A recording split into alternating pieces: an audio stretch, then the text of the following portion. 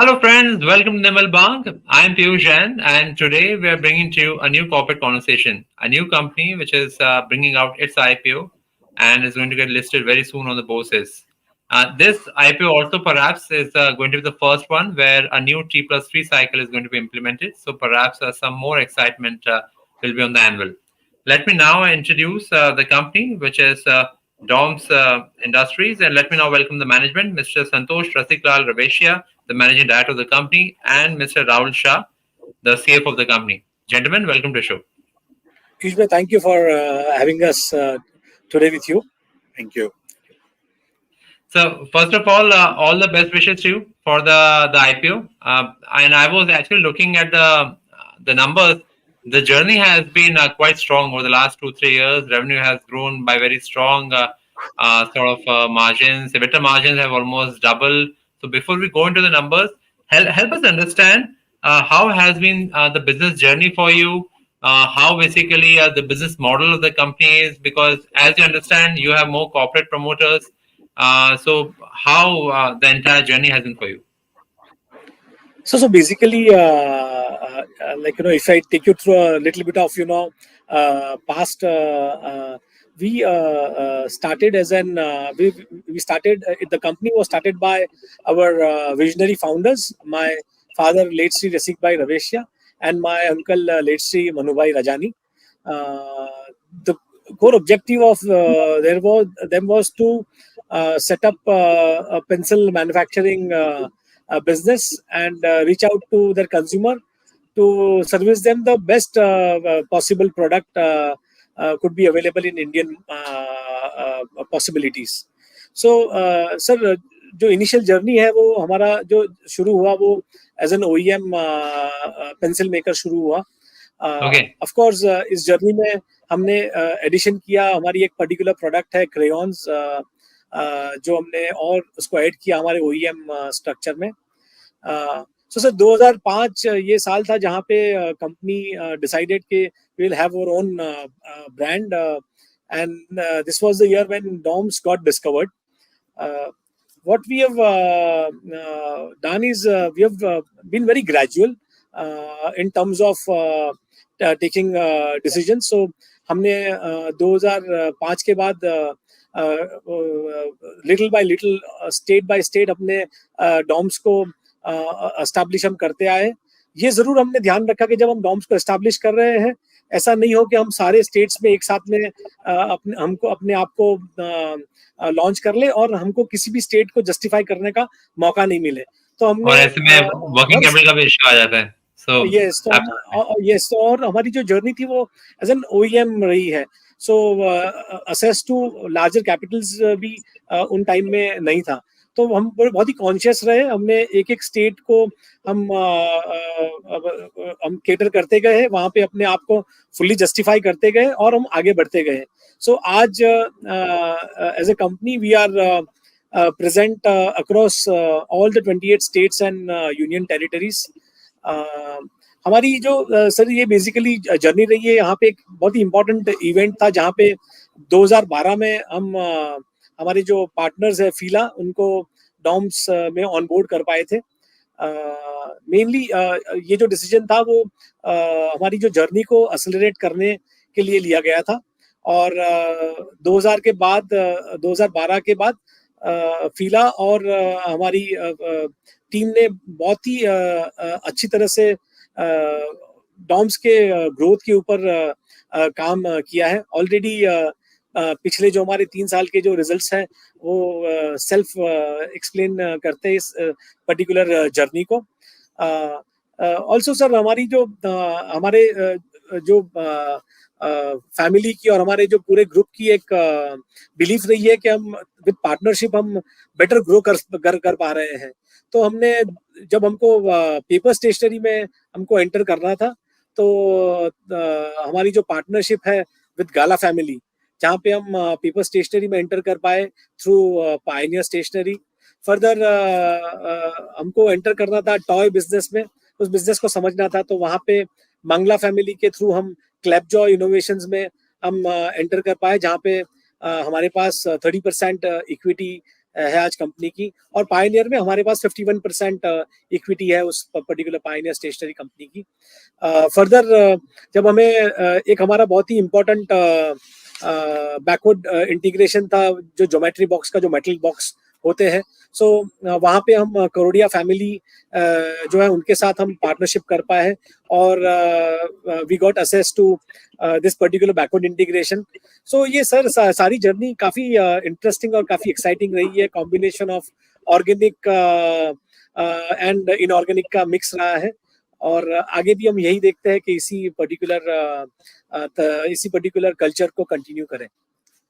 मुझे ऐसा लग रहा है संतोष भाई कि इस बिजनेस में, जैसे कि मैं आपको सुन रहा हूँ, मैन्युफैक्चरिंग बेस, तो आपने एक बहुत ही कॉन्सेंट्रेटेड और क्लोज हैंड्स में अच्छा ओनरशिप के साथ पूरी तरह से इंटीग्रेट किया है। लेकिन मुझे लगता है आपके बिजनेस में डिस्ट्रीब्यूशन नेटवर्क जो है वो रियली एक कॉम्पिटिटिव एडवांटेज और मोड क्रिएट करता है।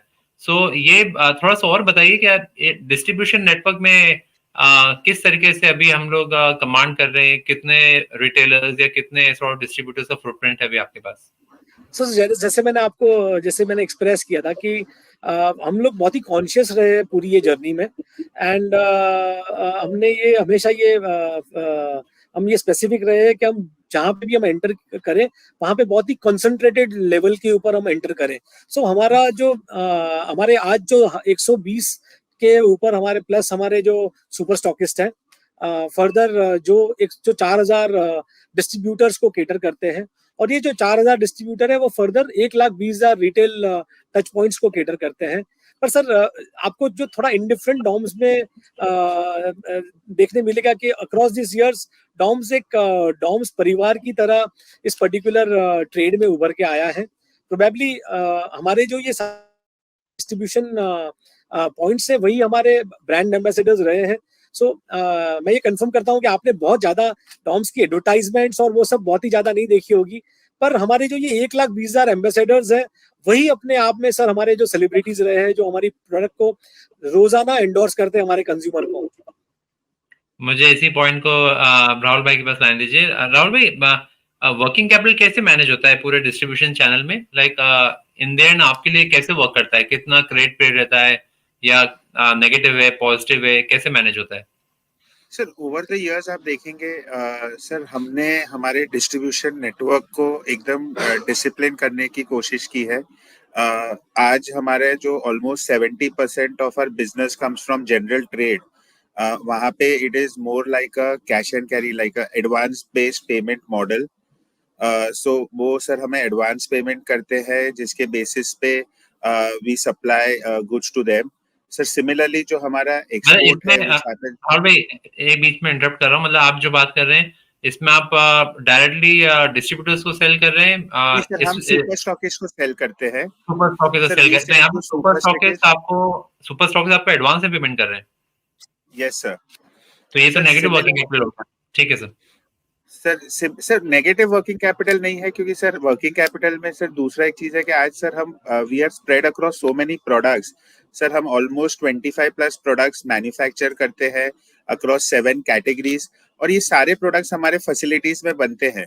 और ये सारे प्रोडक्ट्स की sir raw material requirement, packing material requirement very रहती है। इन्वेंट्री सर हमारा थोड़ा हायर साइड पे रहता है, इसलिए आप देखेंगे कि हमारा working capital cycle was about 40 days in FY23, जो अभी हाफ मंथ सितंबर नंबर आप देखेंगे तो it has come down to 37 days. मगर इसमें sir maximum amount comes from inventory which is as high as about 57 days. Other than inventory, like you said, we are at a negative sort of a working capital. ठीक है sir. आप और बता रहे थे sir second model, जैसे super stockist के बारे में बता रहे थे, एंड देन आप कुछ और बता रहे थे। Sir we have export which is approximately 20% of our sales. Sir इसमें भी दो है, वन जो हम एक्सपोर्ट करते हैं फीला के लिए, which is our corporate promoter and Fila group companies across the world, और दूसरा सर हम जो एक्सपोर्ट डॉम्स ब्रांडेड प्रोडक्ट करते हैं, where we export to a lot of neighboring countries, Middle East, Africa. Sir ये जो हम एक्सपोर्ट करते हैं Doms brand, that is also like a advance payment method or on LCs. So again there you will see sir we are very disciplined when it comes to the entire trade in terms of giving credit, and this we've been able to achieve both as a reason के sir product आज है, it is getting sold very fast, inventory turns across the channel are faster, and that is why we've been able to achieve this thing. Right. Basically थोड़ा मैं यहाँ पे add करना चाहूंगा sir. Sir basically अगर आप देखेंगे सर, ये क्लियरली सिग्निफाई करता है कि there is a strong brand pull from the consumer. So probably ये सारी टर्म्स आप तभी नेगोशिएट कर पाते हैं जब प्रोडक्ट की डिमांड अच्छी होती है, अच्छी हो, क्वालिटी अच्छी लग रही हो, एक थोड़ा सा मार्केट में उसका अपील हो. एब्सोल्युटली. अब एक इम्पोर्टेंट क्वेश्चन आई थिंक सब इन्वेस्टर्स को, व्यूअर्स को ये जानना चाहिए कि 2021 में 402 करोड़ का टर्नओवर कंपनी था, वहां से हम बढ़ते हुए 2022 में 683 करोड़ पे आए. 2023 फाइनेंशियल ईयर क्लोजिंग था, हम 1200 करोड़ क्रॉस कर गए. सो ये बहुत इंटरेस्टिंग है. संतोष भाई ये बताइए कि इस तरह की ग्रोथ मैनेज कैसे हुई, कैसे अचीव हुआ? क्या कोई नया प्लान बना था या फिर आपके कोई नए मार्केट्स खोले? बिकॉज ऑलमोस्ट टर्नओवर 3 टाइम्स हो गया 2 साल में. सर सो बेसिकली हम सब ये जानते हैं कि 2021 और 22 कुछ ऐसे साल थे जब जो कोविड के साल कहे जाते हैं, और यहाँ पे हमारी इंडस्ट्री सबसे ज्यादा अफेक्टेड रही थी, क्योंकि एजुकेशनल इंस्टीट्यूट सारे बंद रहे. सो बेसिकली मैं ये कंफर्म कर सकता हूँ कि ये जो पर्टिकुलर 2022 टू 2023 जो ग्रोथ हो पाया है, वो एक पेंटअप ग्रोथ सिचुएशन था, जिसकी वजह से हम 77% तक ग्रो कर पाए.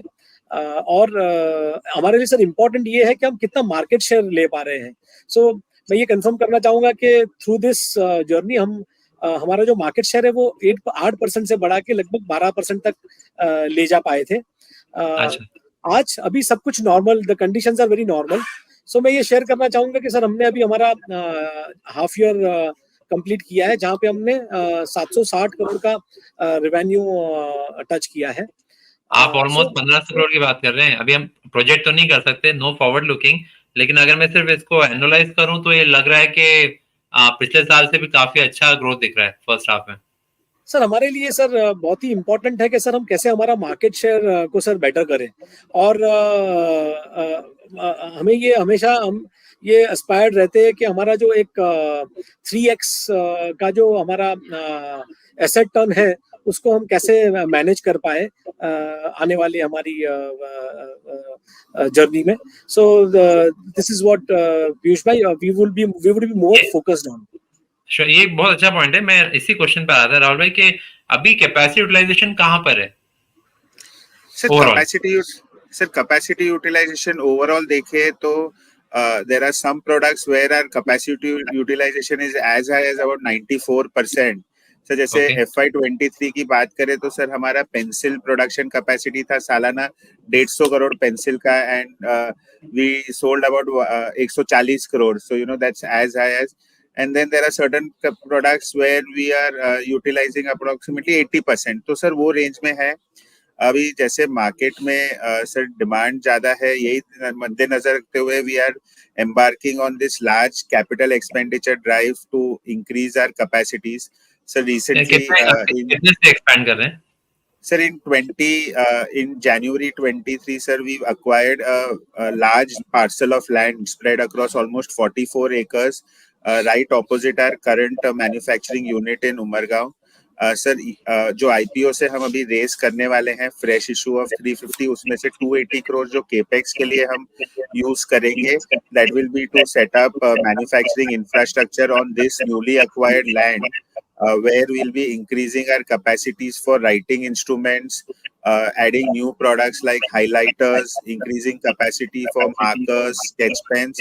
So overall focus Prashant ji ये रहेगा आने वाले सालों में कि कैपेसिटीज को जितना एनहांस कर सके, we want to do that. At the same time distribution network जो इतना अच्छा बन गया है उसको भी फर्दर एक्सपैंड करके leverage this to drive future growth. Right. So 150 crore pencil से आपने सर अभी क्या हाईलाइट किया था, ये कब तक कमीशन हो जाएगी कैपेसिटी? सर 150 करोड़ तो हमने FY23 की हमारी कैपेसिटी थी, प्लस थोड़ा capacity enhancement sir existing infrastructure में हमने किया है। आप देखेंगे FY23 के बाद भी by September 26 we added almost 1 lakh square feet of additional building, or going forward sir capacities will increase gradually. Right now the focus is more on writing instruments, especially pens जिसमें हम recently enter हुए हैं, Okay. followed with markers, highlighters and sketch pens. अच्छा, ठीक है। और ये basically आपने नया लैंड तो ले लिया है, अभी ग्रेजुअली यहाँ पे कैपेसिटी बिल्ड करेंगे। Yes sir. Okay sir. Any scope further for margin expansion का? बिकॉज अगर सिर्फ 2022 से 23 देखूं तो 10 से 15% पे आ गए। ये इसका प्रोडक्ट मिक्स की वजह से अंतर है या फिर यूटिलाइजेशन एकदम पीक पे आ गया इसलिए मार्जिन बढ़ रहे हैं? Sir it is actually a mix of everything sir. आपने जैसे पहले हमने बताया सर, एक तो मार्केट शेयर इंक्रीज हुआ है, रेवेन्यूज काफी बड़े हैं, because of which definitely operational efficiencies have come in the picture sir. At the same time we are now expanding our product portfolio also by adding new products, which is helping us to increase the ASP, the average selling price across our product categories. Coupled with expansion of manufacturing capacities, economies of scale, operational efficiencies, so margins are taking its own course. So Santosh bhai and Rahul bhai, thanks a lot for coming on the show. And आप दोनों को और company को IPO के success के लिए बहुत बहुत शुभकामनाएं। थैंक यू पीयूष भाई for your time and good wishes. Thank you, pleasure talking to you. Thanks. And dear viewers, with that, it's a close on this conversation. Hope you enjoyed it.